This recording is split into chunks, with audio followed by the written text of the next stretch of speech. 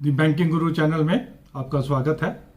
आज हम अपनी इस वीडियो में HDFC बैंक के सितंबर क्वार्टर के जो रिजल्ट्स आज रिलीज हुए हैं उन्हें एनालाइज करेंगे। और एनालाइज करने के लिए सिर्फ हम लास्ट क्वार्टर के साथ नहीं, उससे एक पीछे क्वार्टर के साथ भी कंपेयर करेंगे, क्योंकि कुछ चीज़ें क्लियर होंगी अगर हम 2-3 क्वार्टर का कंपैरिजन इकट्ठा करेंगे। देखते हैं HDFC के जो अपरेंटली अच्छे रिजल्ट दिखते हैं वो कहाँ से अच्छी चीज़ आ रही है और अगर उसमें कोई एरियाज ऑफ कंसर्न है तो। Interest income quarter 4 of 22 980 crore से बढ़ी थी। क्वार्टर 1 ऑफ 23 1724 करोड़ से बढ़ी थी और अब क्वार्टर 2 ऑफ 23 3414 करोड़ से बढ़ी है। इंटरेस्ट इनकम मतलब एडवांसेस के ऊपर इनकम, और हमें मालूम है कि इस क्वार्टर के जो एडवांसेस थे वो तकरीबन इनके 6% से बढ़े थे, जो एक अच्छी ग्रोथ मानी जाएगी और उसी की वजह से इंटरेस्ट इनकम भी इनकी अच्छी हुई है। और रेट ऑफ इंटरेस्ट बढ़ रहे हैं वो एडवांसेस पे इमीडिएटली दिख जाते हैं। वही चीज हमें इस इंटरेस्ट इनकम में बढ़ी हुई दिख रही है।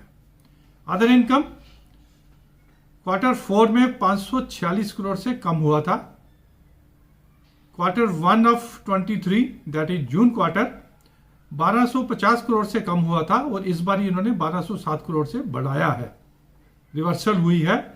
इस अदर इनकम की फर्दर बाइफर्केशन भी हम देखते हैं कि अदर इनकम का जो मेन इनकी कंट्रीब्यूशन आ रही है वो प्रोसेसिंग चार्जेस से आ रही है। प्रोसेसिंग चार्जेस इनके जो 7595 करोड़ की अदर इनकम है, 5800 करोड़ के इनके प्रोसेसिंग चार्जेस हैं, वो भी बढ़े हुए आए हैं। और जो घटा हुआ आया है या जो नीचे ड्रैग कर रहा है वो है ट्रेजरी लॉस। लास्ट 2 क्वार्टर में भी ट्रेजरी लॉस था, इस बारी भी तकरीबन 1000 करोड़ का, अगर पिछले क्वार्टर के साथ कंपेयर करें तो इनका जो मार्क टू मार्केट लॉसेस हैं उसमें 1000 करोड़ के करीब अभी भी they have to take a hit. That means treasury losses की वजह से थोड़ा सा नीचे खिंचा है, अदरवाइज प्रोसेसिंग चार्जेस और जो बाकी इनकी इनकम है उसने अच्छा इन्होंने जंप दिया है। टोटल इनकम 4626 करोड़ से बढ़ गई, पिछली बारी मात्र पिछले क्वार्टर में 475 करोड़ से बढ़ी थी। तो दैट वे इंटरेस्ट इनकम भी अच्छी आई, अदर इनकम भी अच्छी आई और टोटल इनकम भी बढ़ गई। एक्सपेंडिचर की बात करें, इंटरेस्ट एक्सपेंडिचर 551 करोड़ से बढ़ा था क्वार्टर 4 में, 1125 करोड़ से बढ़ा था क्वार्टर 1 में और 1875 करोड़ से बढ़ गया इस बारी एक्सपेंडिचर। दैट मीन्स डिपॉजिट्स जो इनके ग्रो किए थे तकरीबन 4% के करीब जो इनके डिपॉजिट ग्रो किए थे, उसकी वजह से इनका ये जो इंटरेस्ट एक्सपेंडिचर है वो बढ़ा हुआ आया है। ऑपरेटिंग एक्सपेंसेस 301 करोड़ से बढ़े थे क्वार्टर 4 में, 349 से बढ़े हैं क्वार्टर 1 में, अब 723 करोड़ के करीब बढ़ गए हैं। ऑपरेशंस टोटल बढ़ रही हैं तो ये एक्सपेंडिचर भी बढ़ रहा है। अदर ऑपरेटिंग एक्सपेंसेस 312 करोड़ सिर्फ 7 करोड़ से कम हुए थे लास्ट क्वार्टर में और इस बारी 700 करोड़ से बढ़ गए। सिमुलेशन के हिसाब से ये 700 करोड़ जो बढ़ा हुआ है वो जो एजेंट्स को बिजनेस बुक करने के लिए कमीशन देते हैं ये उसकी वजह से बढ़ा है। बिजनेस बढ़ेगी तो कमीशन देनी पड़ेगी, अदर ऑपरेटिंग एक्सपेंसेस भी बढ़ेंगे। टोटल एक्सपेंडिचर 2597 करोड़ से बढ़ गया। इनकम बढ़ी 4600 करोड़ से, एक्सपेंडिचर बढ़ गया 2597 तकरीबन 2600 करोड़ से। The operating profit has gone up by 2000 crore, अच्छा जंप माना जाएगा। लास्ट क्वार्टर्स के साथ देखें तो क्वार्टर 4 में 419 करोड़ कम हुआ था इनका एज कंपेयर टू उससे पिछला क्वार्टर 990 करोड़ से कम हुआ था। क्वार्टर 1 में 990 करोड़ से इनका कम हुआ था और इस बारी 2000 करोड़ से बढ़ गया एट 17,392। प्रोविजन इन्होंने थोड़ी सी बढ़ाई है 53 करोड़ से और टैक्स प्रोविजन भी इन्होंने अच्छा बढ़ाया, 562 करोड़ से टैक्स प्रोविजन बढ़ा लिया है। दोनों को मिला के इसका इंपैक्ट नेट प्रॉफिट पे है, 1409 करोड़ का नेट प्रॉफिट बढ़ गया। लास्ट क्वार्टर में 859 से कम हुआ था, उससे पीछे क्वार्टर 4 में 287 से कम हुआ था। ये जो ट्रेजरी लॉसेस हो रहे थे उसकी वजह से ही ये सब हो रहा था, जो अब काफ़ी कम हो गए हैं। उसकी वजह से ऑपरेशंस अच्छी हो गई, ट्रेजरी लॉसेस कम हो गए, इसलिए प्रॉफिट भी अच्छा आया है। अब क्वेश्चन ये है कि क्या अगले क्वार्टर्स में भी ऐसी परफॉर्मेंस आती रहेगी ऑपरेशंस की? यस, ट्रेजरी लॉसेस कम हो जाएंगे, ऑपरेशंस क्वार्टर 3 और क्वार्टर 4 जो हमारा बिजी सीजन होता है उसमें इनके एडवांसेस भी बढ़ेंगे, इंटरेस्ट इनकम बढ़ेगी साइड बाय साइड, क्योंकि डिपॉजिट्स लेने के लिए रेट ऑफ इंटरेस्ट बढ़ाने पड़ेंगे, तो इंटरेस्ट एक्सपेंडिचर भी बढ़ सकता है।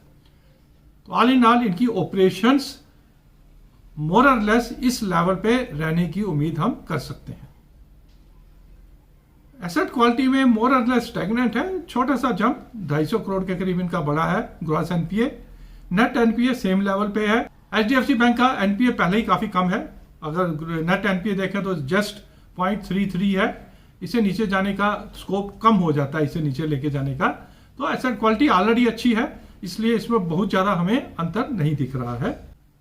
अगर शेयर की बात करें तो अगर प्राइस अर्निंग इनकी 20 के करीब आ गई है और इंडस्ट्री पीई 24 की है। अगर एचडीएफसी की बैंक को इंडस्ट्री पीई से कम पीई मिले तो यह तो ठीक बात नहीं है। HDFC bank should be the leader as far as the PE concern, price earning is concern. तो वी एक्सपेक्ट कि इनका जो 1700 रुपए जब इन्होंने मर्जर डिक्लेयर किया था, ये शेयर वहां तक अगले 2 क्वार्टर में जाने का क्षमता रखता है। सिर्फ एक मर्जर की वजह से ही ये थोड़ा सा दबा हुआ शेयर दिख रहा है। जैसे ही मर्जर कंप्लीट हो जाएगा, this share is capable of rebounding and crossing 1700 also.